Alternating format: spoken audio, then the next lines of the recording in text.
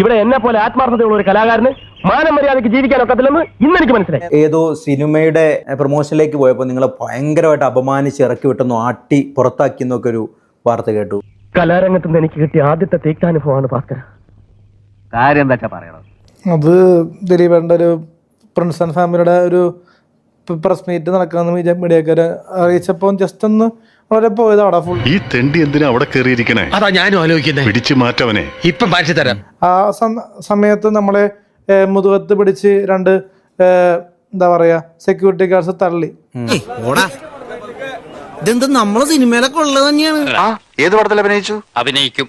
തുടങ്ങിയിട്ടില്ല.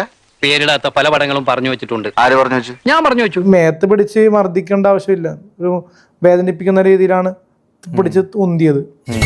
എനിക്ക് തല്ലുന്നൊരു പുത്തരിയല്ല, ഓർമ്മച്ച കാലം തൊട്ട് നല്ല അന്തസ്സായിട്ട് തല്ലുള്ളവനെ ഞാൻ. അതുകൊണ്ട് ആർക്കും തല്ലി തോൽപ്പിക്കാനാവില്ല. വാഴ 2 സിനിമയുടെ ലൊക്കേഷനിൽ പോയി എന്തോ പ്രശ്നങ്ങളൊക്കെ ഉണ്ടായിരുന്നൊരു വാർത്ത കേട്ടായിരുന്നല്ലോ, അത് ശരിയാണോ? എന്താണ് അഭിനയിക്കാൻ ഒരു ചെറിയ ചാൻസ് അങ്ങോട്ട് മാറി.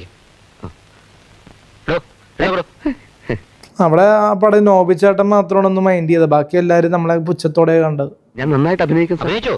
എന്ത് റോളാണ് സാർ? ഒന്ന് മാറോ സാർ, പുതുമുഖങ്ങളെ അവഗണിക്കരുത്. എന്തായാലും ഹാഷിർ ഫോട്ടോ എടുക്കാനൊക്കെ നിന്നെങ്കിലും പുള്ളി ഒരു വലിയൊരു അടുപ്പം കാണിച്ചില്ല.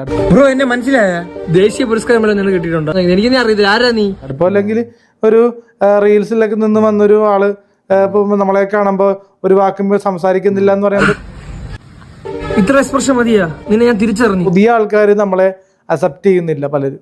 അവര് വന്ന വഴി റീൽസിലൂടെയൊക്കെ തന്നെ ആയിരിക്കാം. കൂടി ഇങ്ങനെയൊക്കെ തന്നെ കാണിക്കണോട്ടാ. കഷ്ടം പാവം. എന്തുകൊണ്ടാ?